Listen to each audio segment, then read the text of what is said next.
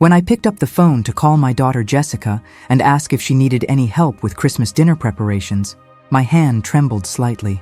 Our conversations had grown increasingly strained over the past few years, each interaction feeling like navigating a minefield.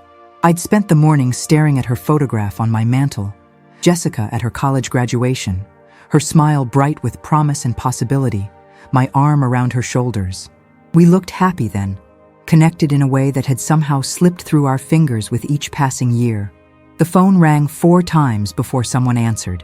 It was Mark, Jessica's husband, his voice tight with barely concealed tension. "Eleanor, we were just about to call you." The stiffness in his tone made me straighten in my chair, instinctively preparing myself. "Jessica wants you to bring that cranberry sauce you made last year, the one with orange zest." His words seemed rehearsed, as if someone was standing over him dictating what to say. The forced pleasantry made my stomach tighten. I had been making that cranberry sauce for 20 years. They knew I would bring it without asking. This wasn't a request. It was a performance, a pretense of inclusion that felt more like an obligation.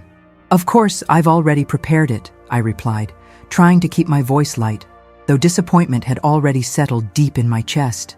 I had hoped for a warmer exchange, perhaps even Jessica herself extending the invitation rather than delegating it to her husband. "I've made enough for everyone, and those chocolate peppermint cookies Noah loves so much." The silence that followed felt awkward, loaded with unspoken tension. I could hear Jessica's voice in the background, the muffled sound of her giving instructions about something. "I've also made those chocolate peppermint cookies Noah loves," I added, trying again to spark some warmth in the conversation. "Great, we'll see you at 5. He hung up without saying goodbye. I stood in my kitchen, phone still in hand, surrounded by containers of carefully prepared food that had taken me 3 days to make. At 65, I had learned to cook with a precision that came from decades of preparing meals for my family. The countertops were lined with dishes I knew my grandchildren loved. Emma's favorite green bean casserole with the crispy onion topping that she would pick off and eat first. Noah's mac and cheese with the crispy breadcrumb topping that I'd perfected after 7 different recipe attempts, and a caramel apple pie that Jessica had once called the taste of childhood. Each recipe carried memories, stories, moments shared around tables through years of birthdays, celebrations, and ordinary Tuesdays.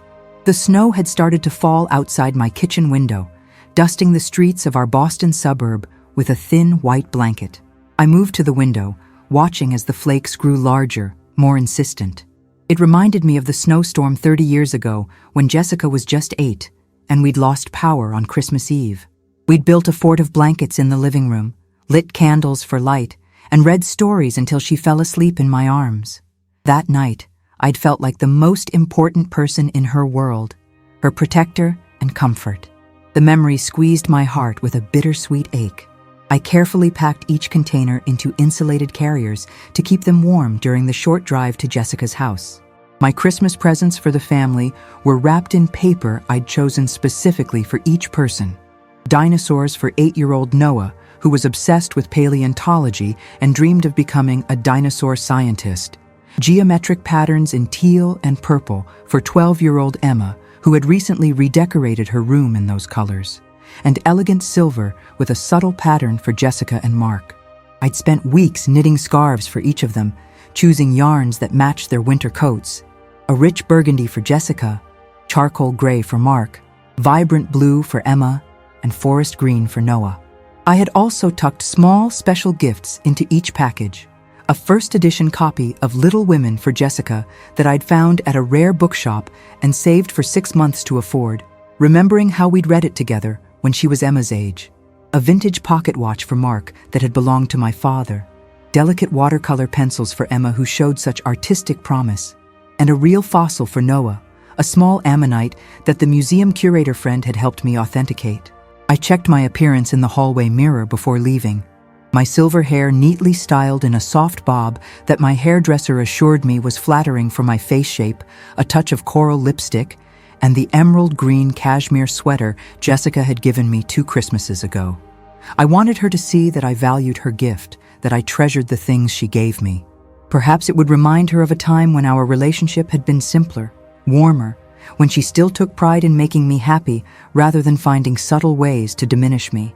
"You look lovely, Eleanor," I told my reflection, practicing the confidence I would need to face the evening ahead.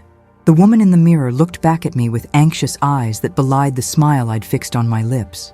I picked up my gold-toned earrings, costume jewelry, nothing fancy, but they caught the light nicely and had been a gift from my third-grade class upon my retirement 5 years ago. Jessica had skipped my retirement party, citing a work emergency. She'd sent flowers the next day, expensive, elaborate arrangements that seemed more like compensation than celebration. The drive to Brookline took longer than usual with the holiday traffic and worsening weather. Jessica and Mark's house stood proudly on Ashton Street among other stately homes, its windows glowing with warm light, a professionally decorated Christmas tree visible through the bay window. 3 luxury cars already lined their circular driveway, early guests perhaps, or the catering staff Jessica always hired for her gatherings. The wreath on their door probably cost more than my entire Christmas decorating budget, but I had long ago stopped comparing our different lifestyles. Jessica had worked hard for her success as a marketing executive. I was proud of what she'd accomplished, even if it meant she now inhabited a world very different from my modest retired teacher's existence in Arlington. When I rang the doorbell, juggling bags of food and presents, it was Emma who answered, her preteen face lighting up when she saw me. She had Jessica's high cheekbones and my green eyes, a beautiful blending of generations that always made my heart swell. "Grandma!" she exclaimed, throwing her arms around my waist with an enthusiasm that nearly knocked me off balance. "Mom said you might not make it because of the snow." I felt a small pinch in my chest. The roads weren't that bad, certainly nothing that would prevent me from coming. I had never once missed a Christmas with my family, not even the year I had pneumonia and attended with a mask and gloves. Why would Jessica tell her daughter I might not come? Was she preparing Emma for my potential absence? Or perhaps hoping for it? "Nothing could keep me away from my favorite grandchildren," I said, bending to kiss her forehead, breathing in the scent of the strawberry shampoo she'd been loyal to since she was a toddler. "Where's your brother?" "Playing his new video game. Dad got it for him early." She rolled her eyes with the practiced disdain of a preteen. "They've been in the game room all afternoon. Mom's been super stressed about everything being perfect for the party." I nodded, understanding the subtext. Jessica's perfectionism was legendary, her anxiety about social appearances bordering on obsessive.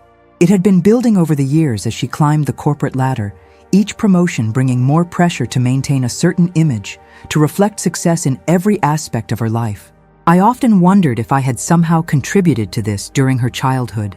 Had my emphasis on doing her best morphed into this relentless pursuit of perfection? I followed Emma into the house, the scent of pine and cinnamon enveloping us. The interior was immaculate, a showcase Christmas that looked like it belonged in a magazine spread. This was Jessica's specialty, perfection on display. Everything coordinated in silver and blue, from the ornaments on the 12-foot tree to the napkins folded precisely on the dining table I could see through the archway. Even the wrapped presents under the tree matched the color scheme, arranged artfully by size and shape. No stray pieces of wrapping paper, no children's handmade ornaments disrupting the elegant theme. No evidence that this was a home where real people lived rather than a model house staged for prospective buyers. I thought of my own Christmas tree at home, its mismatched ornaments collected over decades. The ceramic star Jessica had made in 2nd grade, the paper chains Noah had created last year, the angel on top that had belonged to my mother. My tree told our family's story. Jessica's displayed her aesthetic. "Emma, who is it?" Jessica's voice called from the kitchen, the slight edge in her tone immediately recognizable to me. It was the voice she used when things weren't going according to plan, when she felt control slipping away. I braced myself as my daughter appeared in the hallway, a glass of wine in her hand, though it wasn't yet 5 o'clock. She looked stunning in a fitted navy dress that emphasized her slender figure, her dark hair arranged in an elegant updo, diamond studs glinting in her ears. Christmas ready in a way that would photograph perfectly for social media. "Oh, Mom, you're early." "Just by 15 minutes, I said lightly, leaning in to kiss her cheek. She smelled of expensive perfume, something French and sophisticated, and wine. I thought I could help with the final preparations. Jessica's smile tightened, not reaching her eyes. Those eyes, my mother's eyes, my eyes, Emma's eyes, assessed me quickly, cataloging my appearance with the critical efficiency she'd developed from years in the image-conscious corporate world. I saw the slight flicker as she noted my simple slacks and sweater, so different from her cocktail-ready attire. Everything's under control. The caterers have it all timed perfectly. She glanced at the bags I carried. You didn't need to bring so much food. I told Mark, just the cranberry sauce would be fine. I felt my smile falter, but worked to maintain it. Decades of teaching had given me excellent emotional control in difficult situations. It's Christmas. I love cooking for the family. What I didn't add was that cooking was my love language, the way I expressed care when words failed me. Each dish represented hours of planning, preparation, and attention to their preferences. The cranberry sauce wasn't just cranberry sauce. It was a tangible demonstration of my love, my desire to contribute to their celebration, to be part of their lives in a meaningful way. Well, we can put it in the kitchen, but I'm not sure where we'll fit it into the menu. She turned without taking any of the bags from me, her attention already elsewhere as she called out to one of the catering staff about the timing of the champagne service. Emma, show Grandma where she can put her things, then go get dressed in your Christmas outfit. People will be arriving soon. Emma gave me a sympathetic look, one that seemed too old for her 12 years, as if she already understood the complicated dynamics between her mother and grandmother. She led me toward the kitchen, whispering, I'm really glad you made the mac and cheese, Grandma. The fancy food Mom ordered isn't very good. The kitchen was a showcase of marble and stainless steel that never looked like it was actually used for cooking. 2 uniformed caterers worked efficiently at the counter, barely acknowledging our presence as they arranged delicate canapes on silver platters. The island was covered with professional equipment, the air filled with unfamiliar spices and the subtle tension of people working under pressure. Where should I put these? I asked one of them, trying to sound cheerful rather than intrusive. The young man glanced at me, then at the containers I held, his expression professionally neutral, but with a hint of inconvenience. The refrigerator is full with the dinner service preparations, ma'am. Perhaps in the garage refrigerator? Emma tugged at my sleeve. I'll show you, Grandma. We always put extra stuff out there. Extra. The word stung more than it should have. The food I'd made with such care was extra. Unnecessary additions to an already perfect catered meal. I followed Emma through a mudroom to the immaculate 3-car garage where a spare refrigerator hummed quietly, its contents meticulously organized. Bottled water, sodas for the children, extra wine and champagne for the adults. Emma helped me find space for my containers, pushing aside packages of store-bought cookies to make room. Mom said I have to wear this itchy dress with the collar that scratches, Emma confided, as we stored the food, her voice dropping to ensure we wouldn't be overheard. I wanted to wear the sweater you made me last Christmas, but she said it doesn't match the family photos. I squeezed her hand, understanding how appearances had become paramount in this household. When had Jessica started caring so much about what others thought? I remembered her as a teenager, fiercely independent, rolling her eyes at social conventions. Now she seemed imprisoned by them. Maybe you can change into it later, after the pictures, I suggested gently. Emma's expression told me she knew that wouldn't be allowed, but she nodded anyway, maintaining the fiction for my benefit. I should go get ready before Mom gets mad. She's been super stressed all week about this party. Is everything okay? I asked, concerned by her phrasing. With your mom, I mean? Emma hesitated, a shadow crossing her young face. She and Dad fight a lot when they think we can't hear, and Mom's been drinking her special juice earlier and earlier each day. She used air quotes around special juice, the euphemism clearly not fooling her. And yesterday, she was crying in her office when she thought no one was home. I heard her on the phone talking about fixing the numbers before someone named Richardson saw them. This was concerning information, but before I could ask more, Jessica's voice echoed through the house.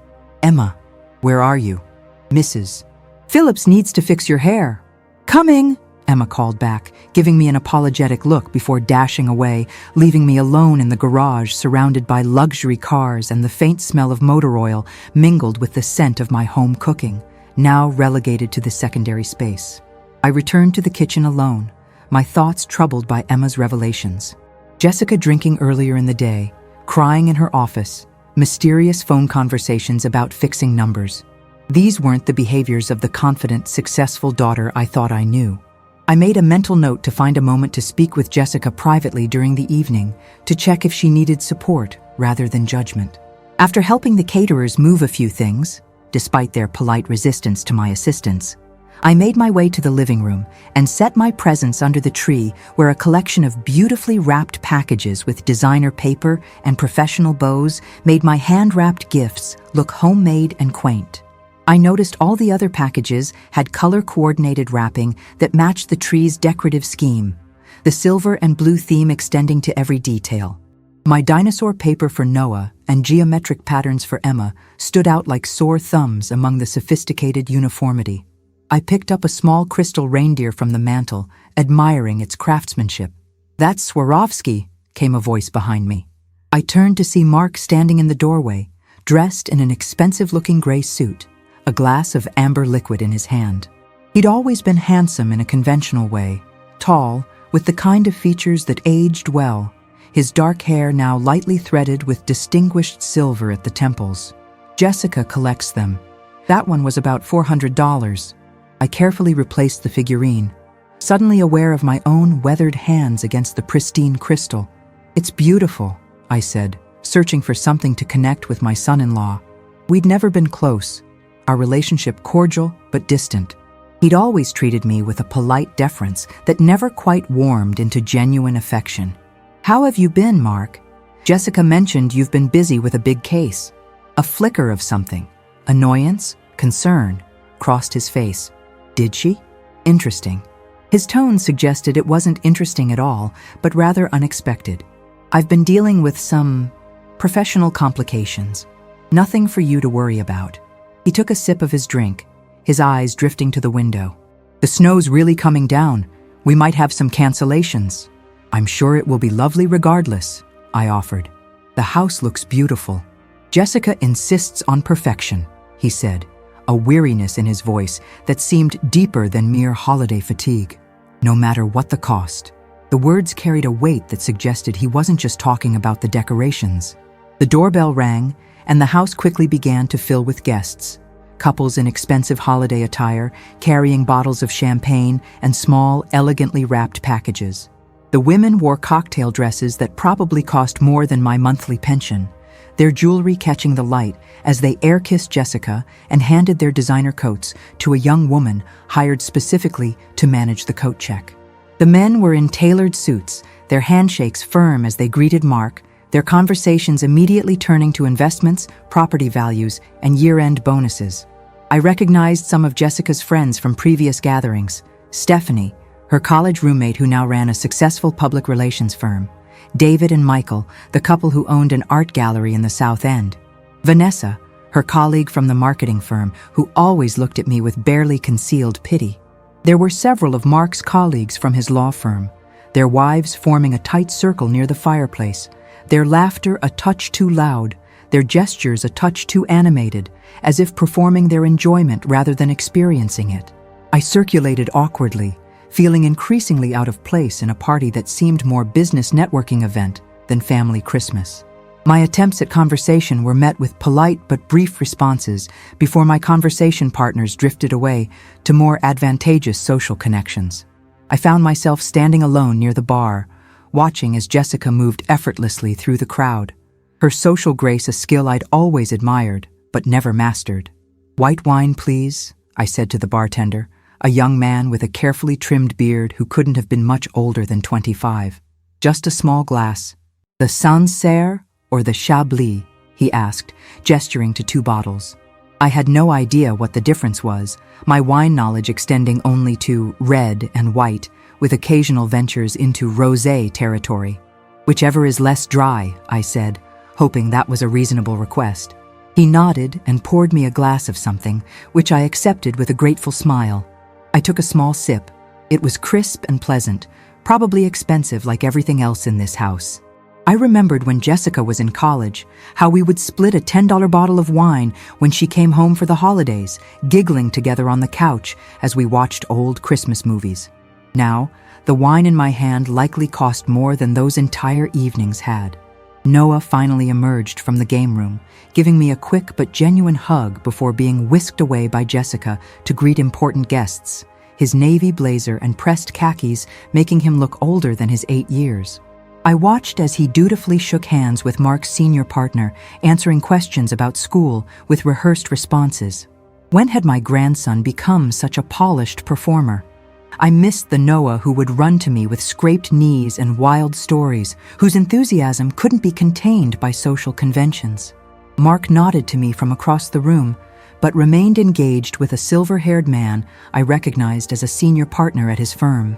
Their conversation appeared intense despite their smiles, with Mark repeatedly checking to ensure Jessica wasn't within earshot. The body language suggested tension beneath the holiday cheer. Shoulders too stiff, smiles too fixed, eyes too vigilant. "Eleanor, so nice to see you again," said a woman whose name I couldn't recall, though I'd met her at Jessica's last dinner party. "Still living in that charming little house in Arlington?" "Yes, I've been there since Jessica was born. Could never imagine leaving it. How quaint to stay in one place so long. We just bought our 3rd property, a winter place in Aspen. You should really consider downsizing to one of those lovely retirement communities. A woman alone has to think about these things." Before I could respond, she was called away by another guest. I found myself standing alone near the tree, watching my daughter move effortlessly through her social circle, laughing and touching arms, refilling glasses. She looked beautiful and completely in her element, but I barely recognized her as the little girl who once sat on my lap for hours as I read her stories, or the teenager who cried on my shoulder over heartbreaks and disappointments. When had we become so different? When had I become an awkward addition to her perfect life? Had those sacrifices somehow created this gulf between us? Had my dedication to giving her everything I could manage financially left us emotionally bankrupt? I watched as Jessica charmed a distinguished-looking older man, probably someone important to Mark's career, her hand resting briefly on his arm as she laughed at something he said. She had learned to navigate this world of wealth and status with remarkable skill, transforming herself from the daughter of a public school teacher into a polished executive who belonged among Boston's elite. Perhaps that transformation had required leaving certain things behind, including, it seemed, a close relationship with the mother who reminded her of humbler beginnings. Dinner was announced, and the guests moved to the extended dining table set for 20. I noticed with a pang that I was seated at the far end, away from Jessica, Mark, and my grandchildren, who occupied the center with what appeared to be the most important guests. I found myself between a young couple I'd never met, friends of friends, they explained vaguely, and an empty chair that suggested someone had canceled due to the weather. The table setting was impeccable. Fine china, crystal glasses for water, white wine, and red wine, sterling silver flatware that gleamed under the chandelier light. The centerpiece featured white orchids and silver branches, elegant but cold, like so much of Jessica's carefully curated aesthetic. I remembered our Christmas dinners when Jessica was growing up. Mismatched plates, simple decorations made from pine cones we'd collected from the park, the slightly lopsided gingerbread house we'd build together each year. Our celebrations had been modest but warm, filled with laughter and small traditions that connected us to each other. "Grandma, I saved you some of your cranberry sauce," Noah whispered, appearing suddenly beside me with a small dish. His eyes darted toward his mother, checking if she'd noticed his rebellion. "Mom put it in a different bowl, but I knew it was yours because of the orange pieces. The caterer's cranberry sauce is all smooth and weird." I squeezed his hand in gratitude, my throat tight with emotion. At least my grandson still saw me, still valued the small offerings of love I brought to their celebration. "Thank you, sweetheart.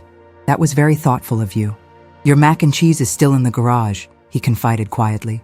"Mom told the caterers not to bring it in, but I snuck some when nobody was looking. It's way better than the fancy stuff they're serving." Before I could respond, Jessica's voice cut through our conversation. "Noah, back to your seat, please. We're about to serve the first course." Her tone was sharper than necessary, her eyes narrowing slightly as she noticed us whispering together. Noah's shoulders slumped a bit as he returned to his place at the center of the table, next to the silver-haired man who was apparently too important to be seated next to the grandmother. I smiled reassuringly at my grandson, letting him know it was okay, that I understood the complicated dynamics at play. As the catered meal progressed, I noticed Jessica's increasing trips to refresh her wine glass. Her laughter grew louder, her gestures more expansive, her cheeks flushed with more than just the warmth of the room. Mark watched her with a tightness around his eyes that spoke of concern and irritation, occasionally placing a hand on her arm when her voice rose too high or her stories became too animated. Their silent communication spoke volumes about tension beneath the surface. This wasn't new behavior, but rather a pattern they were both aware of. When dessert was served, an elaborate bûche de Noël from a French patisserie, its chocolate ganache gleaming under the dining room lights, decorated with delicate meringue mushrooms and spun sugar moss, I noticed my apple pie hadn't made an appearance. The caramel apple pie that had been Jessica's favorite since childhood, the one I made every Christmas without fail, the recipe passed down from my grandmother to my mother, to me. Noah caught my eye from across the table and gave a small, sad shrug that conveyed both apology and shared disappointment. The young woman serving coffee, not one of the caterers but possibly someone's college-aged daughter helping out, paused beside me. "Would you like coffee, ma'am? Regular or decaf?" "Decaf, please," I replied, with just a splash of cream. As she poured my coffee, her hand trembled slightly, causing a few drops to spill onto the pristine white tablecloth. Her eyes widened in alarm. "Oh, I'm so sorry." "It's nothing," I assured her, quickly blotting the small spill with my napkin before anyone else noticed. "Hardly visible at all." "Thank you," she whispered. "Mrs. Wilson already scolded me once for bringing out the wrong spoons for the dessert. I can't afford to lose this job. It's paying for my textbooks next semester." I smiled sympathetically, remembering my own struggles to finance Jessica's education. "What are you studying?" "Elementary education," she replied, a flash of genuine enthusiasm crossing her tired face. "I want to teach second grade." "I taught fourth grade for 30 years, I told her. "It's a wonderful profession." Her smile widened. "Really? Everyone keeps telling me to switch to business, or something that makes real money." The air quotes around real money spoke volumes about the pressure she faced. "Teaching makes a different kind of wealth," I said. "The kind that matters." She nodded, her posture straightening slightly, as if the validation had physically strengthened her. "I should keep serving, but thank you for saying that." As she moved away, I caught Jessica watching our interaction, her expression unreadable from this distance. Had she heard our exchange? Would she recognize herself in this young woman trying to balance financial pressures with genuine passion? Or would she see only the coffee spill, the imperfection marring her perfect evening? The evening progressed with more drinks, a gift exchange among the adults, a secret Santa I hadn't been included in, and the children being allowed to open one gift each. Emma unwrapped an expensive-looking tablet from her parents, while Noah received a sophisticated drone that looked far too complex for an 8-year-old. Neither approached the presents I'd brought, and I didn't suggest they open them. Those gifts, selected with care and wrapped with love, would wait for another time, perhaps tomorrow morning if I was invited to return. Or perhaps they would be opened without me present, my absence as unremarkable as my presence had been tonight. As coffee was being served, I overheard 2 women talking quietly near the kitchen doorway. They stood close together, martini glasses in hand, their conversation clearly not meant for wider consumption. I recognized one as Vanessa, Jessica's colleague from the marketing firm. The other was unfamiliar, but wore the same type of power casual attire that marked the professional women in Jessica's circle. "Third warning from the partners," Vanessa was saying, her voice low but intense. "Mark's handling the damage control, but if the allegations are true about the Brightwater campaign funds, Richardson isn't known for being forgiving," replied the other woman, shaking her head slightly. "Remember what happened to Greg Mitchell last year? Gone in a day, reputation in tatters. Mark's handling the damage control, but he's got his own problems with the McClintock case. That settlement looks suspicious as hell, and the Bar Association is—" They fell silent as they noticed me standing nearby, their expressions immediately shifting to practiced social smiles. "Eleanor!" Vanessa exclaimed with exaggerated warmth. "Jessica mentioned you're still volunteering at that cute little library. How fulfilling for you." I smiled politely, though a cold feeling had settled in my stomach. Yes, I run the children's reading program 3 mornings a week. We just finished our holiday book drive, collected over 500 books for families who can't afford them. How charitable, said the other woman, in a tone that suggested charity was something distasteful. I'm on the board of the Children's Hospital Foundation. We raised $2 million at our gala last month. Her statement hung in the air, the implicit comparison impossible to miss. Every child deserves access to books, I replied simply. If you'll excuse me, I need to find my daughter. As I moved away, their conversation resumed in hushed tones, the names Jessica and Richardson floating after me like warning flags. Was Jessica in some kind of trouble at work? And Mark as well? The snippets I'd overheard suggested serious professional issues, warnings from partners, allegations about campaign funds, suspicious settlements. Combined with Emma's earlier comment about her mother crying and fixing numbers, a disturbing picture was beginning to form. I was helping one of the caterers stack coffee cups when Jessica appeared beside me, her movements slightly unsteady, a fresh glass of wine in her hand.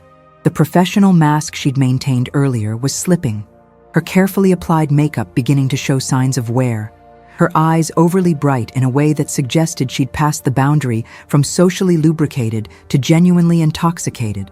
"Mom, stop cleaning up. You're not the help," she said, her words slightly slurred. "That's what we're paying them for." "I'm just helping," I said quietly, trying to gauge her emotional state.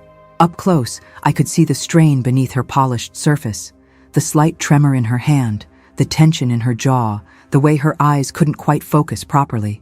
"It's what I've always done."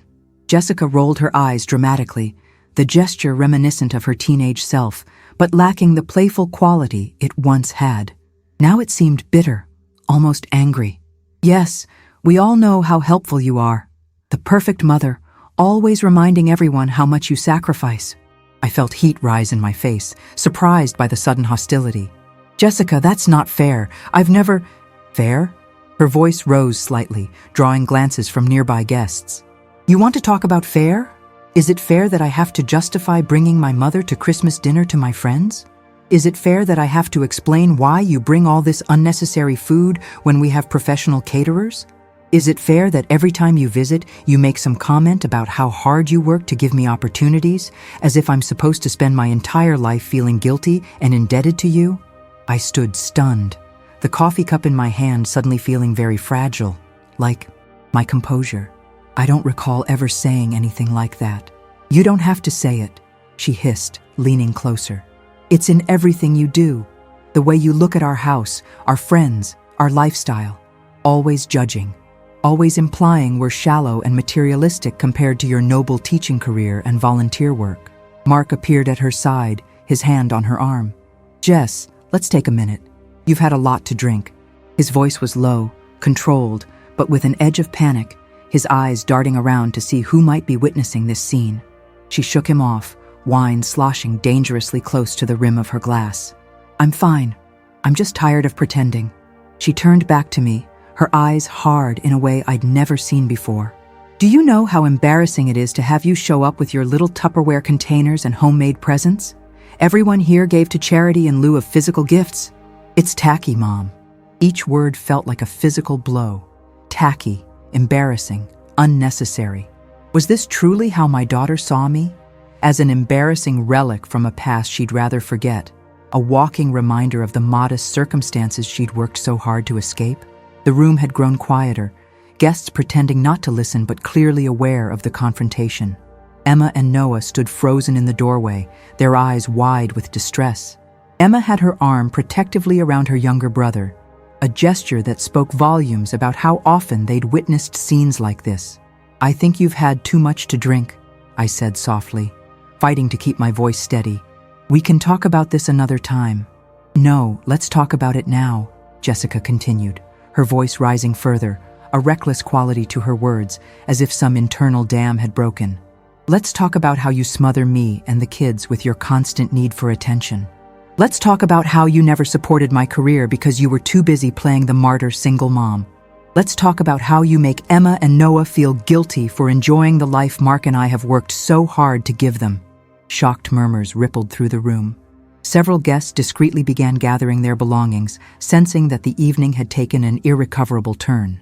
The silver-haired partner from Mark's firm exchanged glances with his wife, their expressions a mixture of embarrassment and judgment. Mark stepped forward again, his face ashen. "Jessica, that's enough." His voice carried a warning that went beyond the immediate situation, a desperate plea to stop before irreparable damage was done. Not just to our relationship, but to their social standing, their carefully constructed image. "It's not enough," she snapped, turning on him with equal venom. "You're just as bad, always worrying about appearances, about what people will think." "Well, I'm tired of thinking about what people think. I'm tired of pretending everything is perfect when it's all falling apart." This raw admission silenced the room completely. Jessica's eyes widened slightly, as if surprised by her own words, a moment of clarity breaking through the alcohol haze. She looked around at the stunned faces of her guests, at her children's distress, at her husband's mortification, and something shifted in her expression. Embarrassment, giving way to defensive anger once more. "She needs to hear this," Jessica continued, though with slightly less volume. "She needs to know that she's not the saint she thinks she is. You weren't perfect, Mom. You were controlling and judgmental, and you made me feel like I was never good enough." Noah had begun to cry, silent tears tracking down his face as he pressed himself against his sister. Emma whispered something to him and led him from the room, casting a look back at her mother that contained wisdom and sorrow far beyond her 12 years. My hands trembled as I set down the cup I was holding, afraid I might drop it. 38 years of motherhood, of putting Jessica first, of working to the point of exhaustion to provide opportunities, of loving her through every stage of her life, all seemingly erased by whatever resentment had been building inside her, fermented by alcohol and stress into this public rejection. "I should go," I said quietly, dignity the only shield I had left. "This isn't the time or place for this conversation." "Yes, you should go," Jessica said coldly, her words slicing through the silence. "In fact, I think it would be better if you weren't here at all. We were doing fine before you showed up with your neediness and your judgment. Go back to your little house and your little life and leave us alone."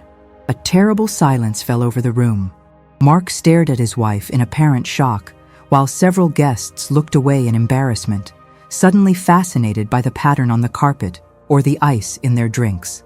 The young server who had confided in me earlier stood frozen by the kitchen door, coffee pot in hand, her expression reflecting my own inner devastation.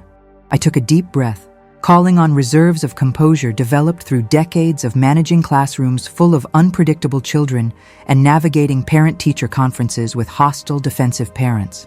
But nothing in my professional experience had prepared me for this level of personal rejection. This public humiliation from the person I loved most in the world. "Jessica Marie Wilson," I said, using her full name as I had when she was a child in serious trouble. My voice was low but steady, carrying across the silent room without effort. "I have never, in your entire life, spoken to you with such disrespect, and I certainly never would in front of an audience." I met her gaze directly, refusing to be diminished, despite the ache spreading through my chest. "I'm going to leave now, and when you're sober, you can call me to apologize." For a brief moment, something flickered in Jessica's eyes, a flash of the little girl who would throw tantrums and then collapse into remorseful tears, seeking forgiveness and reassurance. But it vanished quickly, replaced by the hard glare of the stranger she had become. I turned to retrieve my coat from the hallway closet, my legs feeling unsteady beneath me as the adrenaline of the confrontation began to fade. I could hear Mark's lowered voice urgently speaking to Jessica and her louder, defiant responses. Someone, one of the kinder guests perhaps, murmured, "I'm so sorry," as I passed, but I couldn't bring myself to acknowledge it, afraid that any gesture of sympathy might crack my fragile composure. In the hallway, I fumbled with coat hangers, my vision blurring slightly with tears I refused to shed in this house. 38 years of Christmas celebrations with my daughter.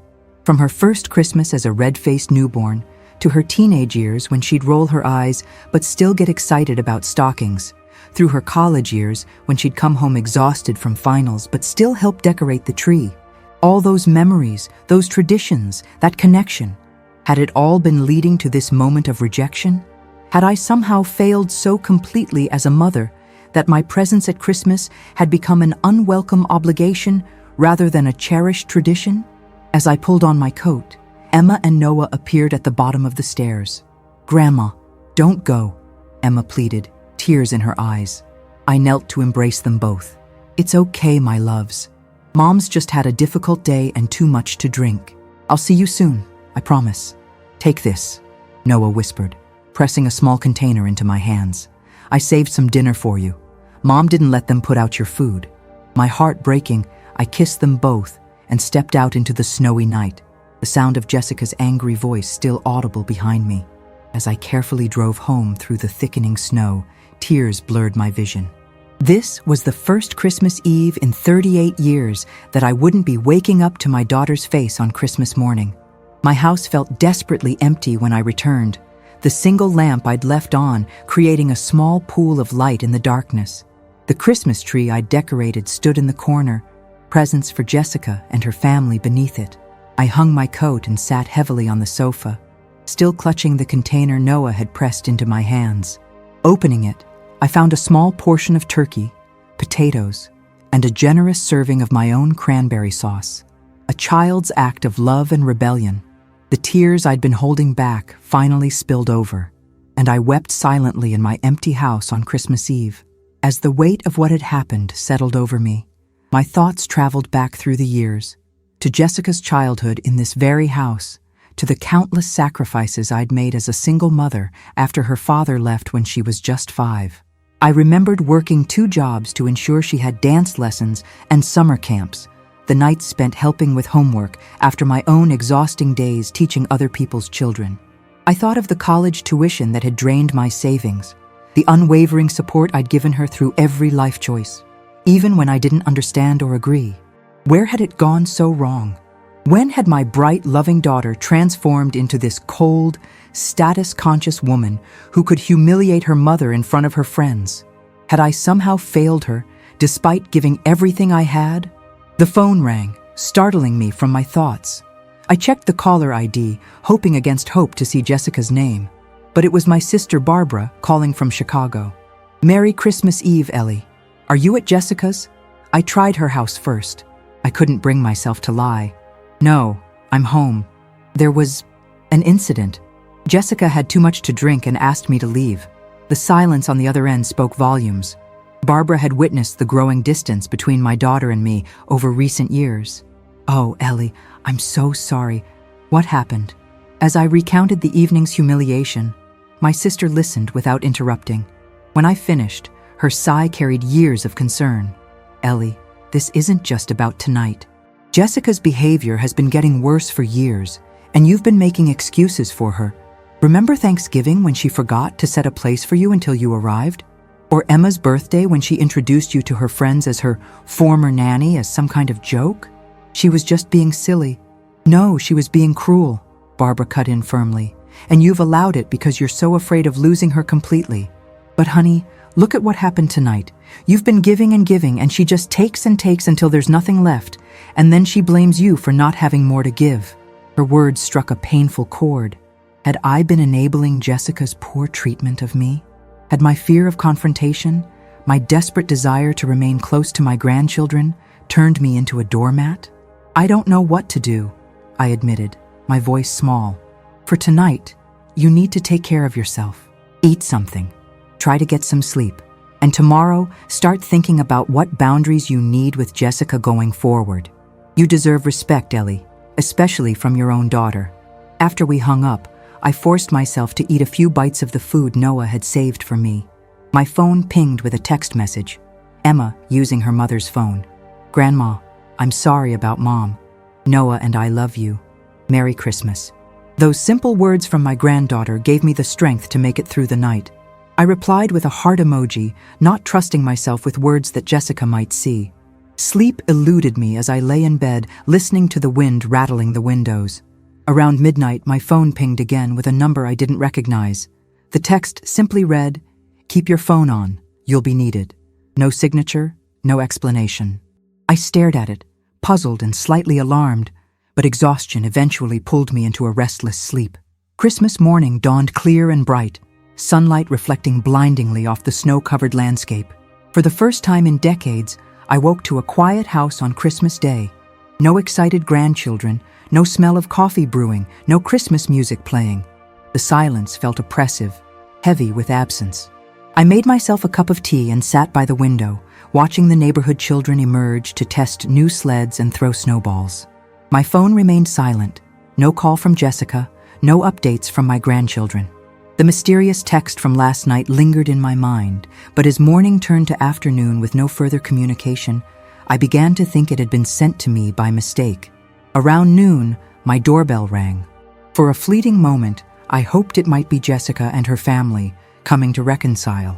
Instead, I found my neighbor Susan on the doorstep holding a covered dish. "Merry Christmas, Eleanor. Tom and I wondered if you'd like to join us for dinner. We have the whole family over, and there's always room for one more."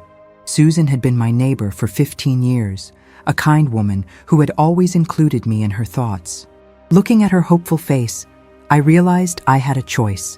I could spend Christmas Day alone, nursing my wounds and waiting for a call that might never come, or I could accept the generosity being offered to me. "I'd love to, Susan. Thank you for thinking of me." "Wonderful. We're eating around 3, nothing fancy, just family and good food." She handed me the dish. "These are just some cookies the grandkids and I baked. A little pre-dinner snack." After she left, I went to my closet and selected a festive red sweater. I wouldn't allow Jessica's cruelty to rob me of Christmas completely. I would put on a brave face, join Susan's family celebration, and find what joy I could in the day. Susan's house was warm and chaotic in the best way. Children running through the rooms with new toys, adults gathered around the television watching Christmas movies, delicious smells emanating from the kitchen. Her family welcomed me without question or awkwardness, making space for me at their table as if I'd always been part of their tradition. During a quiet moment helping Susan wash dishes after dinner, she gently asked, "I thought you'd be at Jessica's today. Is everything okay?" I hesitated, not wanting to burden her with my family drama on Christmas. But something in her kind eyes broke through my reserve. "Jessica and I had a difficult moment last night. She asked me to leave." Susan dried her hands and turned to face me fully. "Eleanor, I hope you don't mind me saying this, but I've watched for years as you bend over backward for Jessica while she treats you like an inconvenience. You deserve better." "She's under a lot of stress," I said automatically, the excuse I'd been making for years. "We're all under stress. That's no reason to mistreat the people who love us most." She squeezed my hand. "Setting boundaries isn't abandonment, Eleanor. Sometimes it's the most loving thing we can do, for ourselves and for the other person." Her words echoed what Barbara had said, and I found myself considering them more seriously. What would boundaries with Jessica look like? I'd always been available whenever she called, ready to babysit at a moment's notice, offering financial help when needed despite my limited retirement income, accepting last-minute cancellations and thoughtless slights without complaint. Had my unconditional availability taught her that I wasn't worthy of consideration? I returned home in the early evening with a full stomach and a mind churning with new thoughts. As I unlocked my front door, I noticed several missed calls on my phone from the same unknown number that had texted me last night. There was also a new voicemail. "Eleanor, this is Patricia Klein, Mark's mother. I need to speak with you urgently about Jessica and the children. Please call me back as soon as possible." I had met Patricia only a handful of times at family events. She lived in Connecticut and wasn't close with Jessica, though she adored her grandchildren. Why would she be calling me on Christmas Day? I returned her call immediately. She answered on the first ring. "Eleanor, thank God. Have you heard from Jessica today?" "No," I replied, a cold dread settling in my stomach. "What's happened?" "Mark called me an hour ago. He's taken the children to his brother's house. He and Jessica had a terrible fight after you left last night. Apparently she continued drinking and..." She hesitated. Things were said. Things about financial irregularities at her company, about her drinking problem. Mark confronted her, and it got ugly. "Where is Jessica now?" I asked, my maternal instinct immediately concerned despite everything. "At home, I believe. Mark said he couldn't stay there any longer, that he's been covering for her for months. But after what happened with you, he couldn't keep pretending everything was fine. Eleanor, He mentioned something about Child Protective Services being contacted by someone at their Christmas party who was concerned about Jessica's behavior toward the children. My mind flashed to Jessica's increasingly erratic behavior, her excessive drinking, the whispered conversations I'd overheard. What can I do? That's why I'm calling. Mark thinks Jessica will reach out to you when she realizes the severity of the situation. He said despite everything, you're the only person she truly trusts. He wanted you to be prepared. After thanking Patricia for the call, I sat in my darkened living room, waiting. If what Patricia said was true, Jessica's perfect life was crumbling around her. Despite the pain she had caused me, my heart ached at the thought of my daughter facing such a crisis alone. Hours passed with no contact. I tried calling Jessica's cell phone several times, but each call went straight to voicemail. Around 11 that night, exhausted from the emotional roller coaster of the past 24 hours, I finally went to bed. The pounding on my front door began at 6:17 a.m. I know because I looked at my bedside clock as I was startled awake, my heart racing. The banging was frantic, desperate. I hurried downstairs in my nightgown and robe, peering through the peephole. Jessica stood on my porch, her hair disheveled, wearing what appeared to be the same clothes from Christmas Eve. No coat despite the freezing temperature. Her face was streaked with mascara, her eyes wild. When I opened the door, she nearly fell into my arms. "Mom," she sobbed, her whole body shaking violently. "They're going to take my children away from me. You have to help me." I pulled her inside, alarmed by how cold she felt. "Jessica, you're freezing. Let me get you warm." "There's no time," she said between sobs. "Mark left me. He took Emma and Noah to his brother's. He's filing for divorce and full custody. He says I'm unfit." I guided her to the sofa and wrapped a blanket around her shoulders. "Start from the beginning. Tell me what happened." Her story spilled out in disjointed fragments between bouts of crying. After I left the Christmas Eve party, things had continued to deteriorate. Jessica had drunk more, said things to their guests that embarrassed Mark. Once everyone had left, they'd had a vicious argument. Mark had accused her of having a drinking problem, of endangering her career with financial improprieties at her firm, of neglecting the children. She'd responded with rage, throwing things, saying terrible things she couldn't even remember now. Mark had taken the children to his brother's house that night, saying he wouldn't expose them to her behavior anymore. This morning, he'd returned briefly to collect more of their things and told her that one of their guests, a social worker friend of one of Mark's colleagues, had been so concerned about what they'd witnessed that they had made a report to Child Protective Services. "He says they'll investigate," Jessica wept. "He says with the drinking and the allegations at work, I'll lose custody. Mom, I can't lose my children. I can't." I sat beside her, my mind reeling with the implications. "Jessica, I need you to be honest with me. Do you have a drinking problem?" She looked away, her jaw tightening. "I drink to manage stress. Everyone does. Not everyone gets drunk at Christmas dinner and publicly humiliates their mother," I said quietly. "Not everyone frightens their children with their behavior." Jessica's face crumpled. "I didn't mean those things I said to you. I was just, everything's falling apart at work. There's an audit of the marketing budget, and I've been moving money around in ways that probably won't stand up to scrutiny. Mark's been trying to help me cover it up, but his firm is starting to ask questions about his involvement. And the drinking. It started with just a glass of wine to calm my nerves, but now I can't seem to stop."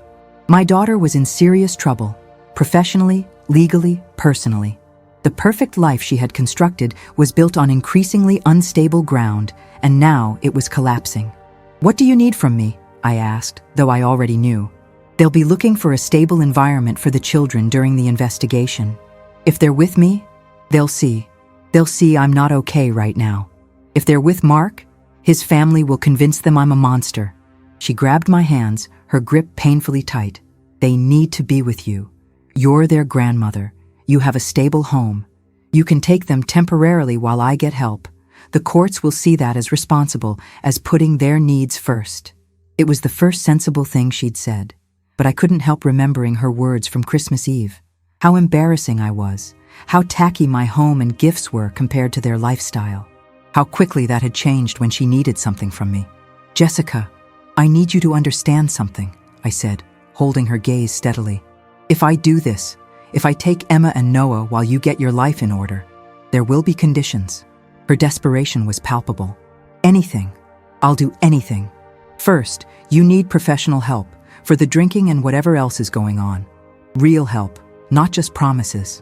She nodded frantically. I'll check into a program today. Second, when you're in a better place, we need to have a serious conversation about our relationship. What happened at Christmas was just the most public example of how you've been treating me for years. That needs to change. Her eyes dropped, a flush creeping up her neck. I know. I'm sorry. I don't want your apology right now. I want your commitment to real change. I took a deep breath. And third, I need complete honesty from here forward. No more hiding things, no more manipulation. If I'm going to help you rebuild your life, I need to know exactly what we're dealing with. Jessica wiped her eyes, looking more like my vulnerable little girl than she had in years. I'm scared, Mom. I've made such a mess of everything. Yes, you have, I agreed, not unkindly. But you're not going to fix it alone. Call Mark. Tell him the children can stay with me while you get treatment. Then call whatever program you're considering and get yourself admitted today. I'll handle things on this end. She nodded, reaching for her phone with shaking hands. I went to the kitchen to make coffee, giving her privacy for the difficult conversations ahead. As I measured the grounds, I realized that in less than 48 hours, my life had completely upended. I would now be responsible for my grandchildren for who knew how long, while my daughter fought her demons and tried to salvage what remained of her marriage and career. The irony wasn't lost on me. After being publicly rejected from Jessica's perfect Christmas, I was now the foundation she was desperate to build upon. The mother she had been embarrassed by was now her only hope. When Jessica emerged from the living room, her face was pale but more composed. Mark is bringing the kids here this afternoon. He's relieved that I've agreed to get help. She hesitated. I called Clearview Recovery Center. They have a bed available. I can check in today. Good, I said simply. Do you need a ride there? Mark said he'll drop me off after bringing the kids here. She looked around my modest kitchen, her eyes lingering on the cheerful but worn curtains, the outdated appliances. Will you be okay with them here? Financially, I mean? We'll manage, I said, though I hadn't yet had time to consider the practical implications of suddenly having 2 children in my home. Their needs are what matter right now. Jessica nodded, then surprised me by reaching for my hand. I don't deserve your help after how I've treated you. I know that. I squeezed her fingers gently. No, you probably don't. But that's the thing about mothers, Jessica. We keep loving and helping even when it's not deserved. The question is whether you'll learn from this and become the kind of mother who does the same for Emma and Noah. Her tears returned, but they were different now, quieter, more reflective. I want to be a better mother, a better daughter too. Then let this be the beginning of that journey, I said, pouring her a cup of coffee. It won't be easy or quick. Real change never is. As we sat together in my kitchen on the morning after Christmas, I thought about the long road ahead for all of us. Jessica had a difficult recovery in front of her, not just from her addictions, but from the professional and legal consequences of her actions. Emma and Noah would need stability and reassurance as their family life transformed. And I would need to find the strength to support everyone while also maintaining the boundaries I had finally recognized were necessary. But for the first time in years, there was honesty between my daughter and me. The facade had cracked, revealing the troubled reality beneath, but also creating an opening for authentic connection. It wasn't the Christmas I had expected, but perhaps it was the one we needed. 4 weeks later, my small house had transformed to accommodate the needs of 2 children. Emma's school books were stacked neatly on the dining table that now served as her homework station. Noah's Lego creations occupied most of the coffee table.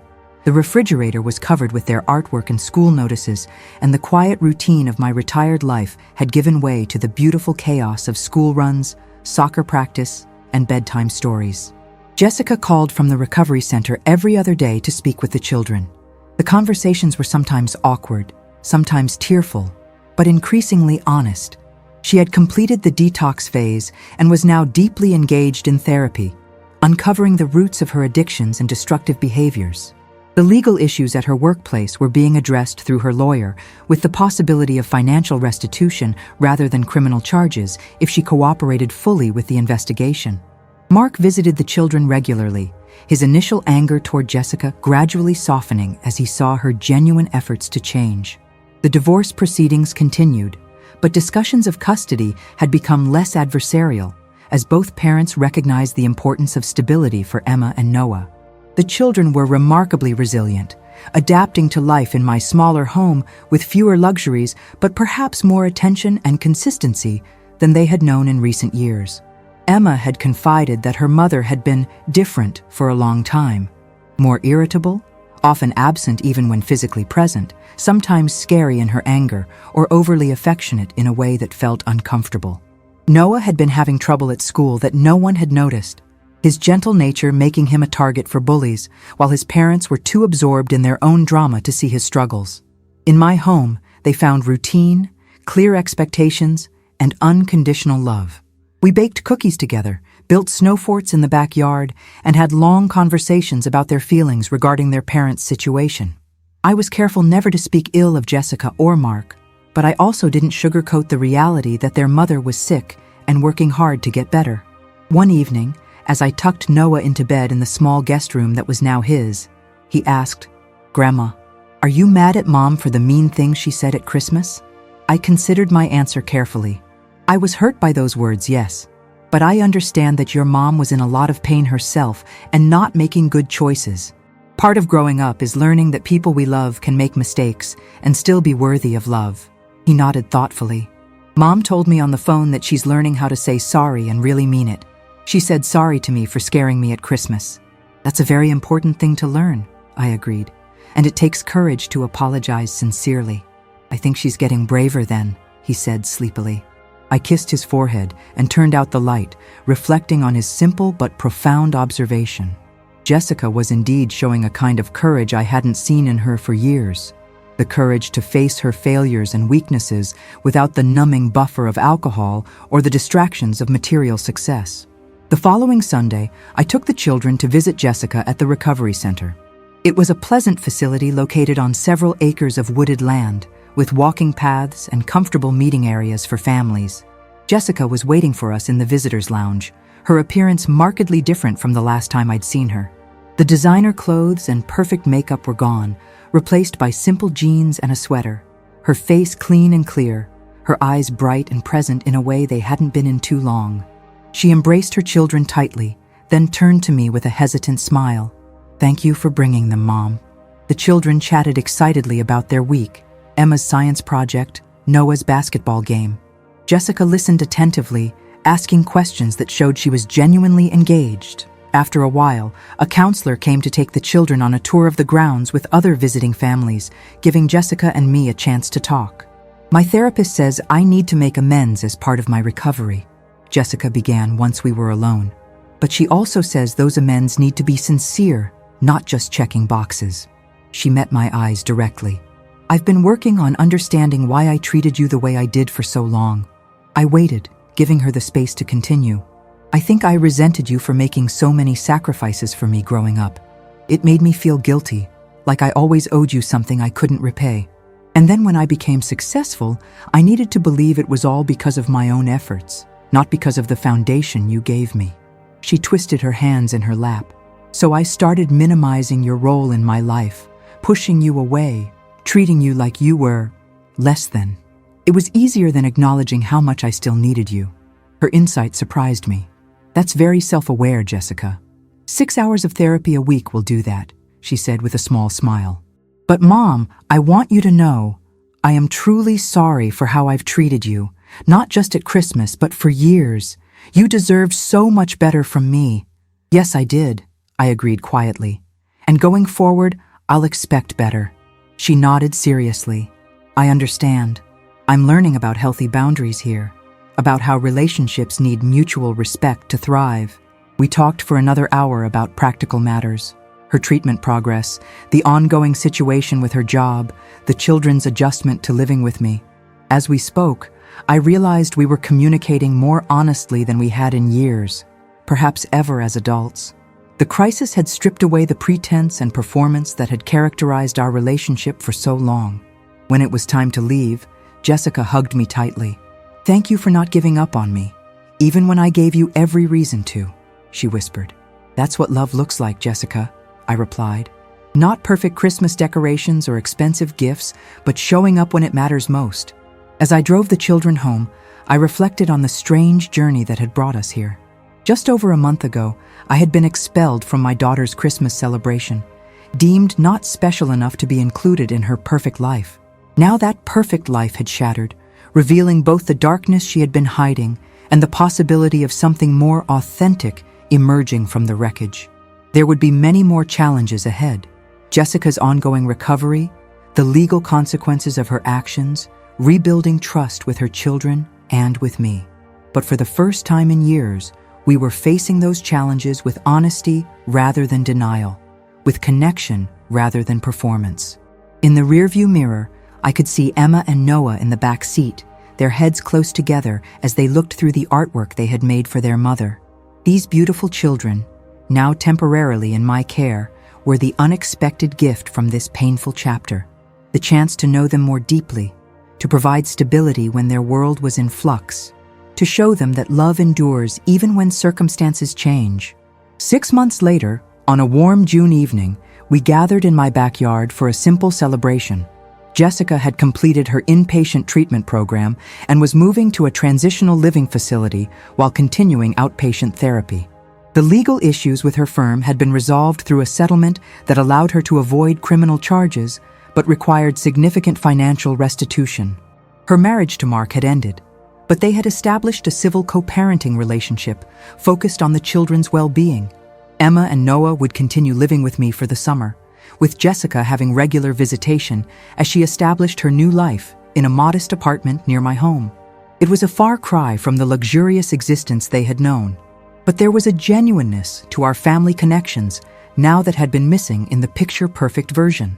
As we sat around the picnic table eating hamburgers and corn on the cob, I watched my daughter, sober for 6 months, humbled by her experiences but stronger in her authenticity, laughing with her children. She caught my eye across the table and smiled, a real smile that reached her eyes. "Thank you, Mom," she said simply, "for everything." I reached across to squeeze her hand. "We're going to be okay," I told her. "All of us, together." And I believed it. The Christmas that had begun with rejection and humiliation had ultimately led to redemption, not through grand gestures or perfect appearances, but through the messy, difficult work of honesty, accountability, and unconditional love. It wasn't the journey I would have chosen, but watching my family heal and rebuild, I was grateful for where it had led us. If you found this story of family struggle and redemption meaningful, please leave a like, share it with someone who might need to hear this message of hope after hardship, and subscribe to our channel for more powerful stories of human resilience and transformation. In the comments, tell us about a time when rejection ultimately led to something better in your life. Your experiences might be exactly what another reader needs to hear today. Thank you for joining me on Eleanor's journey from heartbreak to healing. Until next time.